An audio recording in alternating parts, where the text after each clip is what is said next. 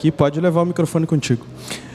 Alegria toda nossa de estar aqui. Eu que posso dizer que, na realidade, eu tenho algumas segundas casas, né, como igreja, assim. E a Igreja da Floresta é uma delas. É que ontem nós cantamos na Monte Belo, e eu não preguei na Monte Belo. Mas eu disse a mesma coisa ontem. A Monte Belo foi minha segunda casa por muito tempo, porque eu cantei no Grupo Osanas e a gente frequentou lá, né, ia bastante naquela igreja. Mas a Floresta, de fato, foi minha segunda casa, né, uma igreja de amigos, a gente conhece muita gente que está aqui, e a gente fica muito feliz de poder estar aqui nessa noite, compartilhar a palavra de Deus especialmente, e falar de um tema que nos encanta muito, que é sobre saúde mental, sobre saúde emocional, e das coisas práticas, né? Dia a dia, eu gosto sempre da praticidade das coisas, e falar sobre saúde mental é isso, é falar um pouquinho daquilo que faz parte do nosso dia a dia, de verdade. Já foi mencionado aqui que tem bastante gente lá da Igreja do Sarandi hoje. Eu arrisco a dizer que tem mais gente da Igreja do Sarandi, pastor Eusélio, do que da própria Floresta hoje aqui. Sabe por quê? Porque quando a gente traz o grupo para cantar, a gente garante o público. Se não vier mais ninguém da igreja local, o público está garantido. Na realidade, é um monte de mãe coruja, tia coruja, avó coruja, tem uma galera aqui. Então a gente fica feliz também, porque o nosso grupo ele é um grupo família, né? E a gente fica feliz porque as nossas famílias estão unidas para louvar a Deus, e é uma bênção poder estar aqui nessa noite para todos nós. Queridos, eu quero te convidar nessa noite para abrir a sua Bíblia em Eclesiastes 3. Nós vamos ler os versos de 1 a 8.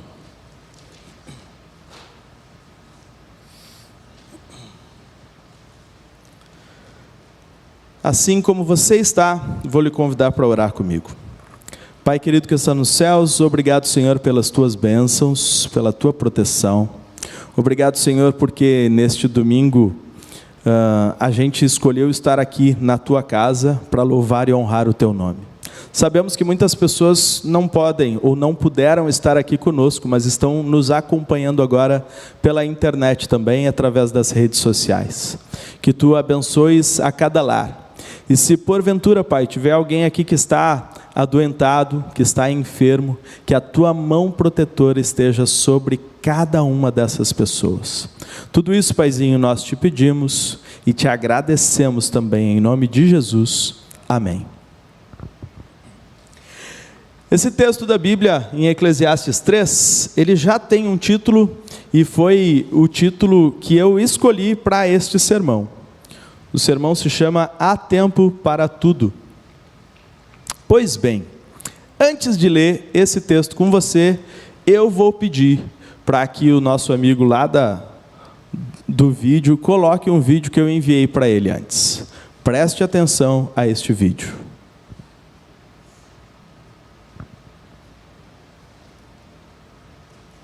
Tá na mão? Aí. Tá vindo o vídeo. Hello.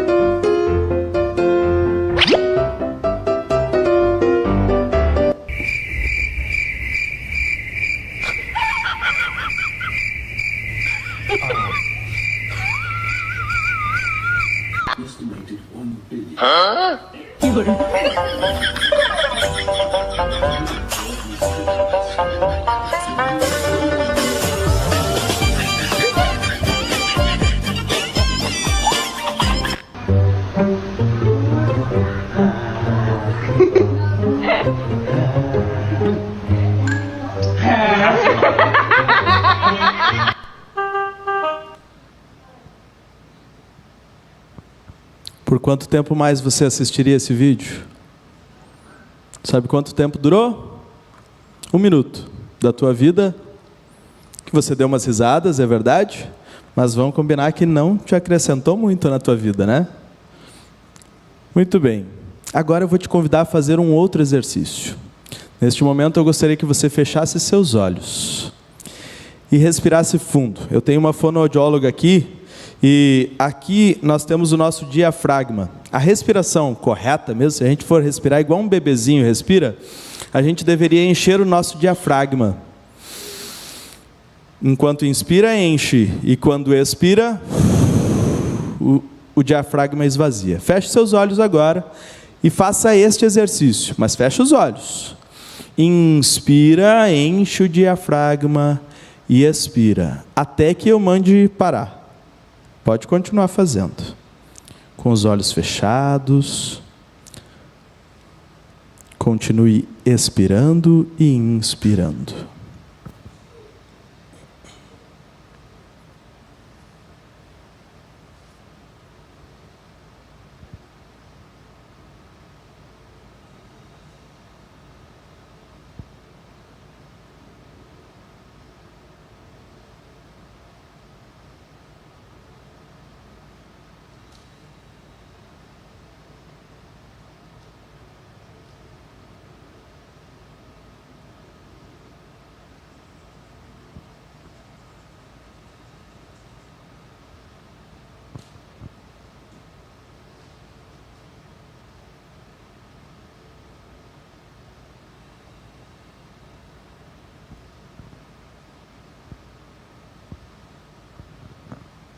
Ok, pode abrir os olhos, não para de respirar, continua respirando, só abre os olhos agora.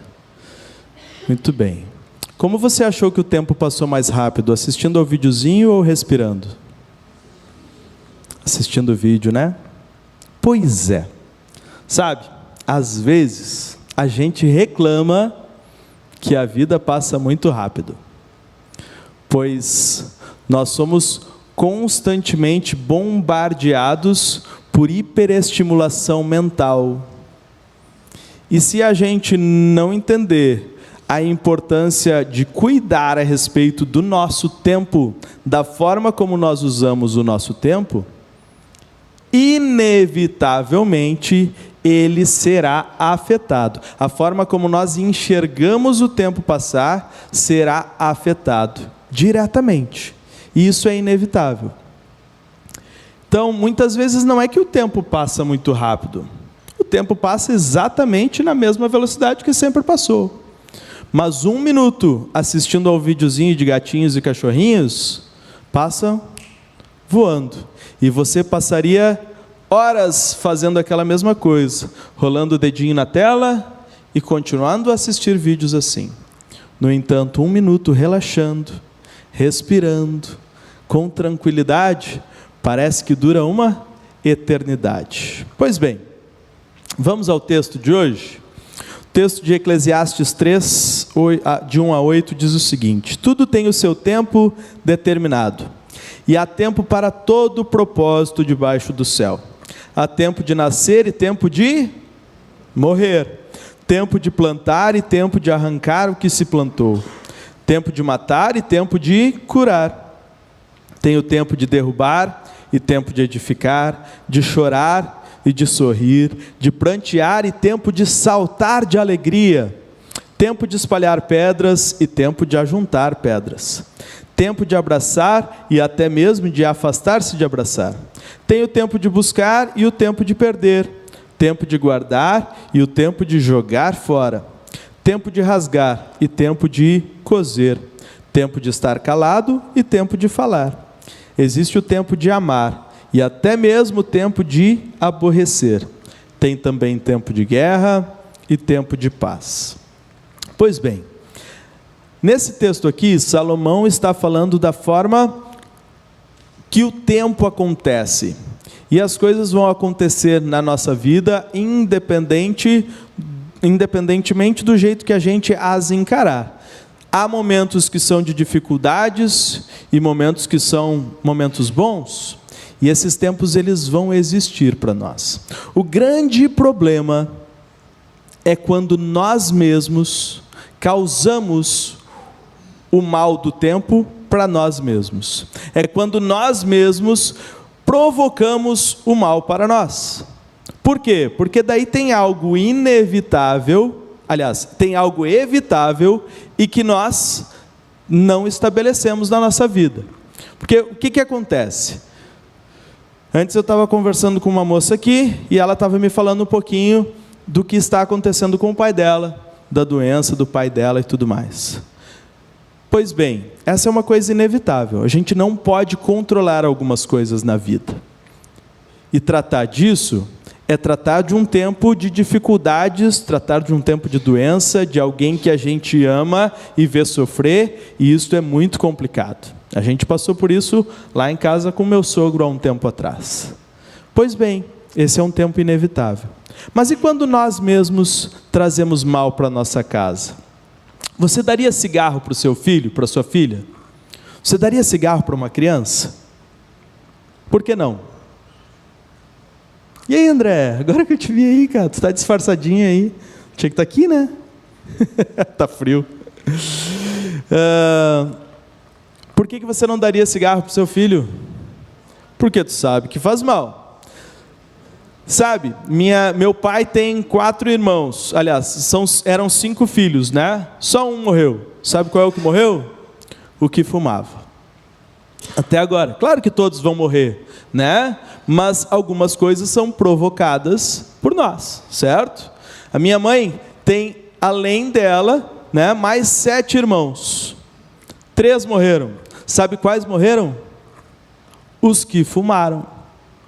Impressionante, né? Pois bem, todos eles morreram por volta dos seus 60 e poucos, teve um que morreu mais jovem, mas todos eles perderam aí, se a gente for olhar para a média de vida das pessoas, cerca de 10, 15 anos daquilo que eles poderiam ter vivido, certo? Pois, e se eu disser para vocês que tem algo que a gente faz, que tira a nossa vida com muito mais rapidez do que isso, que tira tempo da gente, de vida e de qualidade, com muito mais facilidade do que isso. E todos nós fazemos, e nós temos um grande problema. Por quê? Porque não é ilegal, a gente não olha para isso como algo que faz mal, até porque é novo, e aí a gente faz, simplesmente faz, a gente entra no automático, sabe? Você já foi à fila de banco? Quem é mais antigo assim como eu já estou com 45, tem uma galera aqui que é desse tempo aí também. Já foi para a fila de banco? Eu quando ia para o banco, ia para lá, ficava lá na fila de banco, não tinha nada o que fazer, não tinha celular, o que eu fazia? Olhava para trás, olhava para frente, oi, tudo bem?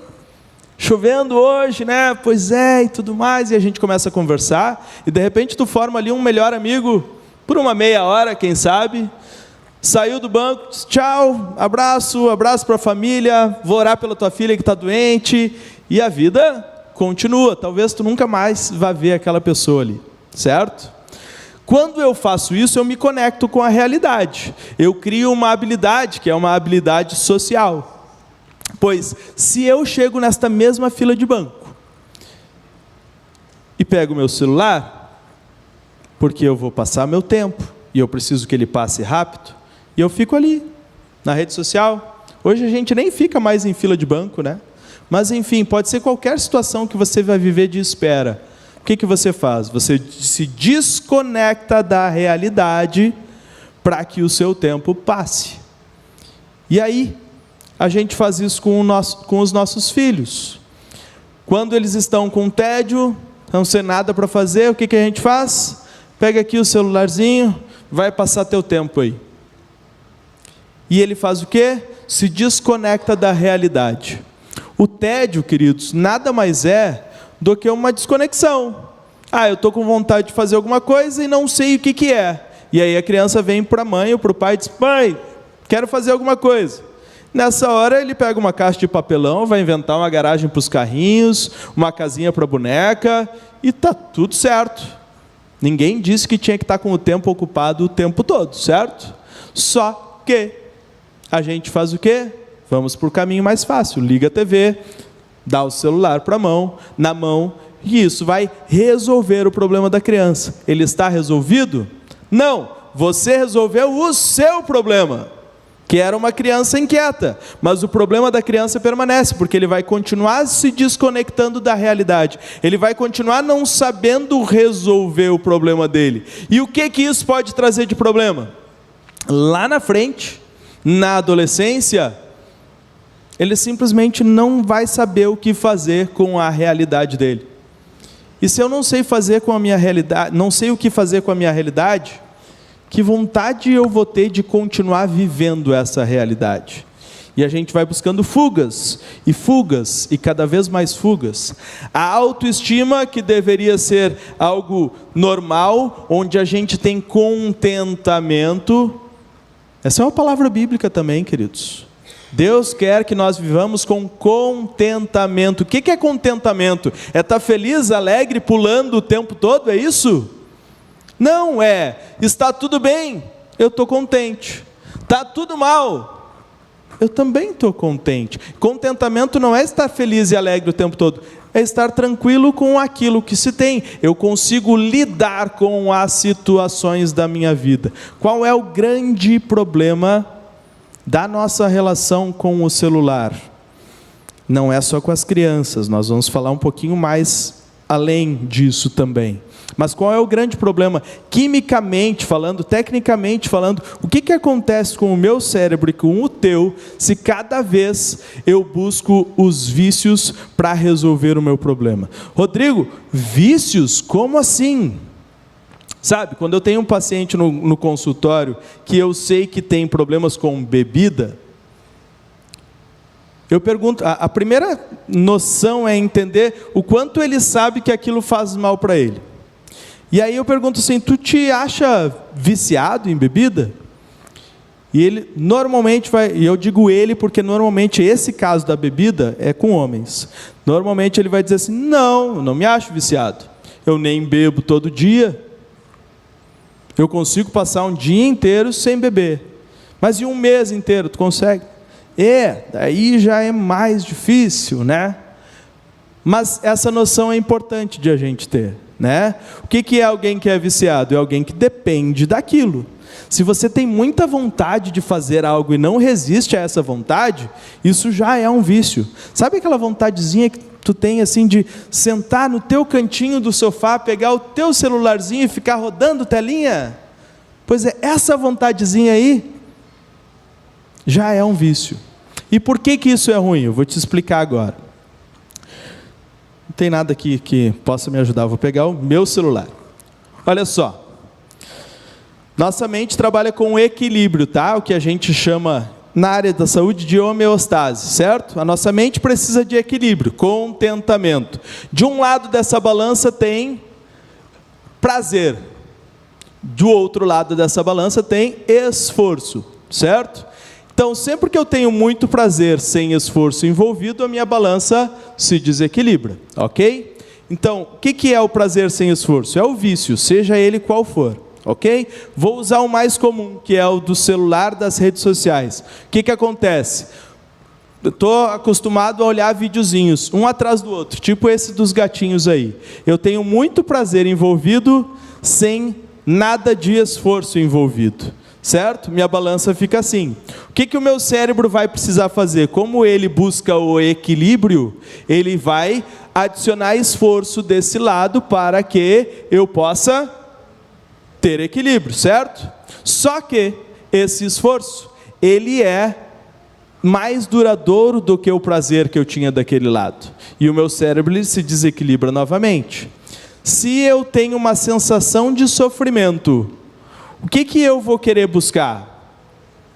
Mais prazer, sem esforço envolvido, para que, de novo, eu sinta aquele quentinho no coração, certo?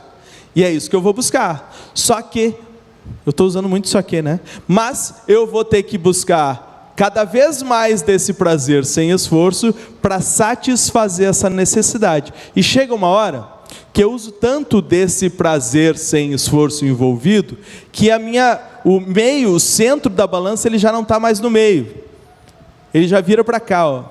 E aí eu vou precisar de muito mais daquela dose de prazer que eu tinha antes, e já nem é para dar agora uma euforia, é simplesmente para tentar não sofrer. E é isso que acontece com o vício. Por que alguém que é viciado em drogas não consegue parar e precisa de cada vez mais? E queridos, a droga é ilegal. O cigarro a gente já sabe que faz mal. A bebida, ninguém aqui vai querer porque ela faz mal também, tu já entendeu isso. O grande problema é que o celular, as redes sociais, isso ainda é tudo muito novo. E se a gente parar para pensar de verdade, e vou dizer para vocês, eu finalizei uma faculdade de psicologia 2 anos atrás, 2 anos e meio atrás, e não se fala isso em uma faculdade de psicologia. Me formei 2 anos e meio atrás, passei 5 anos lá dentro. Não se fala sobre isso. Por quê? É tudo muito novo ainda. Então, assim, a gente precisa se reconectar. E aí, sabe o que me desespera muitas vezes? É que a gente percebe que tem mães que amamentam. E tem um maior momento de conexão para uma mãe do que a amamentação. Mas daí, para passar o tempo mais rápido, o que a mãe faz? Bota o celular, a criança, e em vez de olhar para o rosto da criança, ela olha para o celular. E aquele momento que era para trazer contentamento, satisfação plena, traz o quê? Ansiedade, tendência à depressão e outras coisas mais. Nós estamos vivendo errado. E se a gente não parar para olhar para isso, para a forma como nós estamos utilizando o nosso tempo, como é que as coisas vão acontecer? Sabe, eu atendo alguns casais, e quando a gente começa a falar sobre a rotina do casal, o que acontece dentro de casa, e como que as coisas foram se sucedendo para que eles fossem parar dentro do consultório, porque vamos combinar que ninguém vai para terapia de casal se tudo estiver bem, né? Ninguém diz assim, opa, hoje nós vamos fazer terapia de casal, vamos lá. Não, ninguém faz isso, né? A gente faz quando precisa. Muito bem. E aí chega lá, tu começa a analisar essa situação e as coisas começam a ter um caminho, que é um caminho de desconexão. A gente vai se desconectando das pessoas a quem a gente mais ama. E um grande instrumento para essa desconexão é justamente isso aqui. Porque o celular ele é um extremo distrator, certo? E a nossa atenção, queridos, ela é muito cara. Muito cara. Ela não se divide, eu não consigo fazer 2 coisas ao mesmo tempo. E não é porque eu sou homem. Mulheres também não conseguem fazer 2 coisas ao mesmo tempo. Aliás, conseguem fazer, não conseguem prestar atenção devidamente a 2 coisas ao mesmo tempo. E aí, nós temos um problema. Por quê? Porque se eu estou deitado na minha cama, minha esposa também está deitada na nossa cama, e cada um de nós está em um celular, ou um no computador e outro no celular, nós estamos juntos, fisicamente, mas mentalmente, estamos totalmente separados. E aí, começam alguns problemas. A tendência à traição. Tudo que o outro faz passa a te irritar, porque a gente está desconectado, a gente se descontrola muito facilmente. E aí chega um momento que a pessoa diz, eu nem sei o que estou fazendo aqui mais. Quer saber? Essa vida de casado não tem graça nenhuma.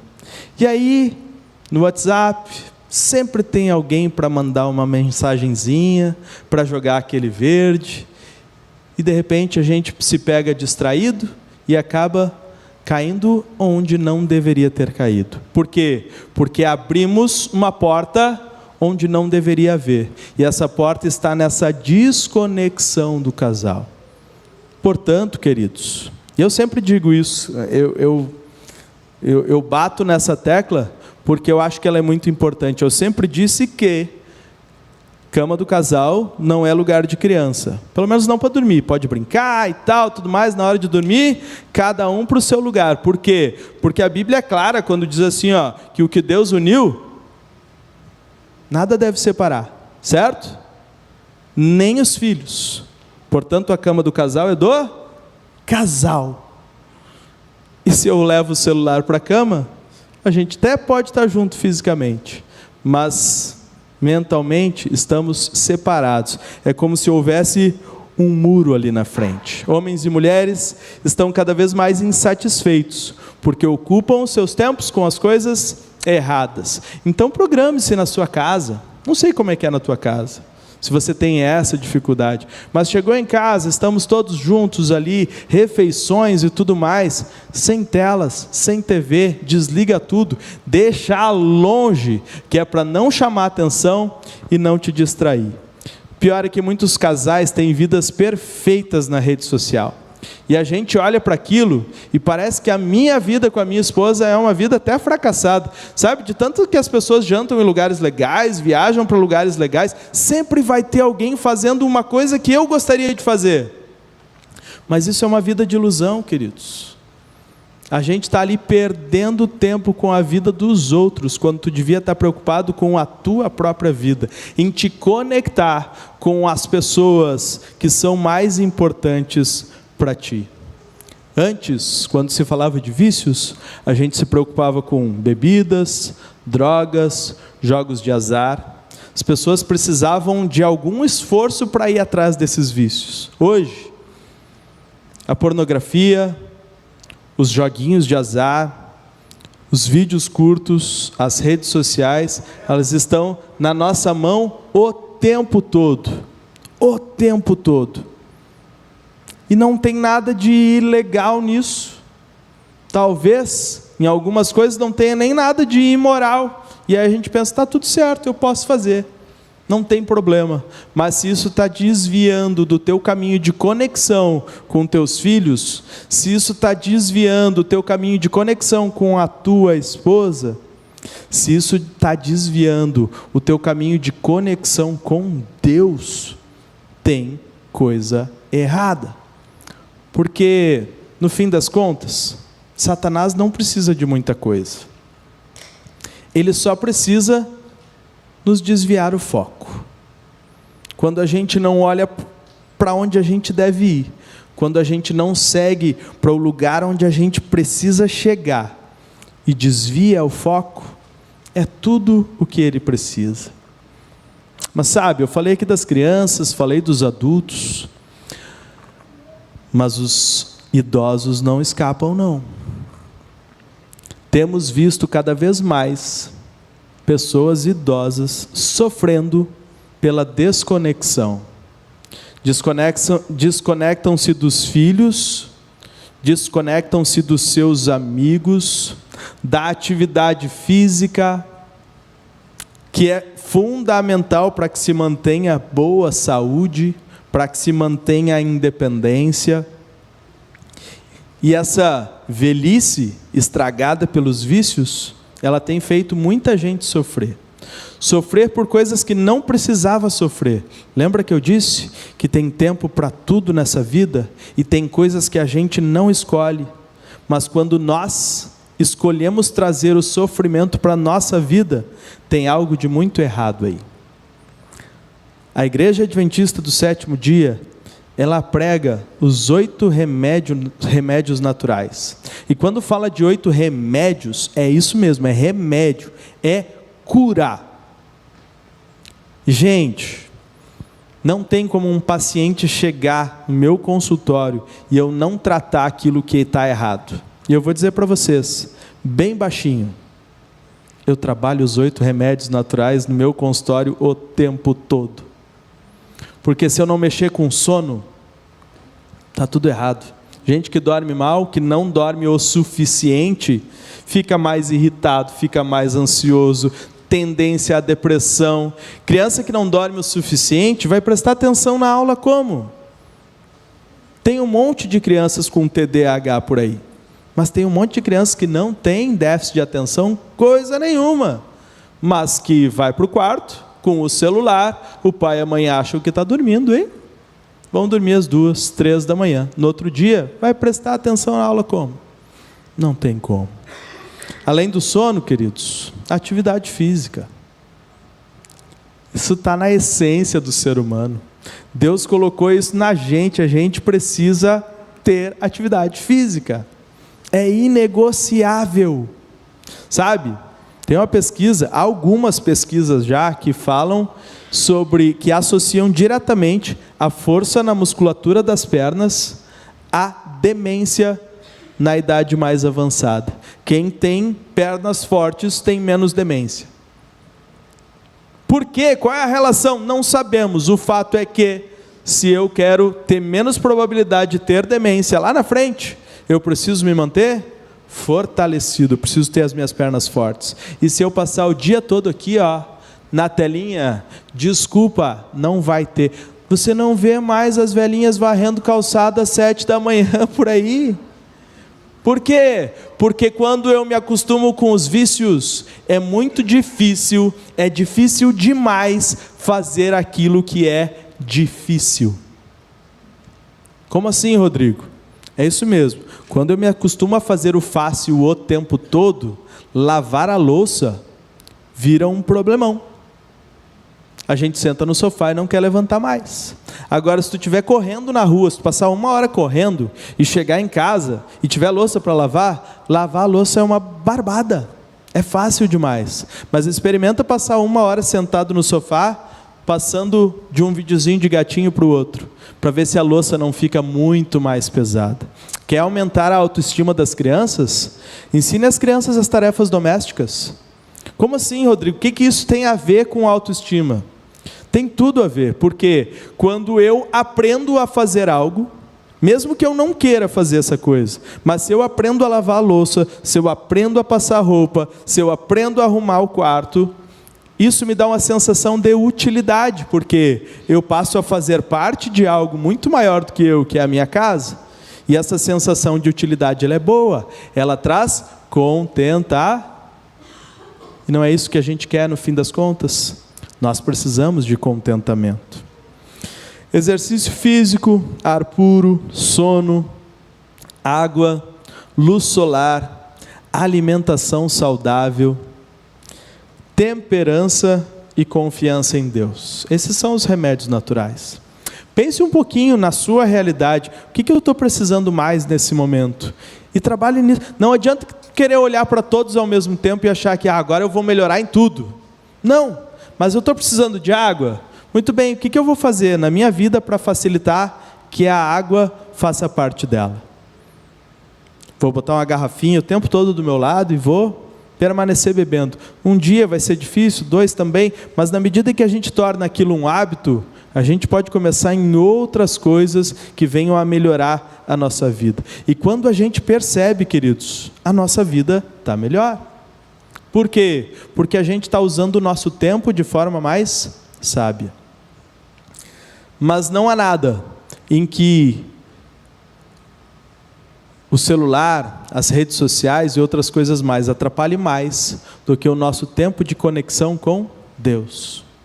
A gente se desconecta dos filhos que estão presentes, a gente se desconecta da esposa que está ao meu lado, não vai se desconectar com Deus, de quem a presença muitas vezes a gente não consegue nem sentir, de tão desconectado que a gente está.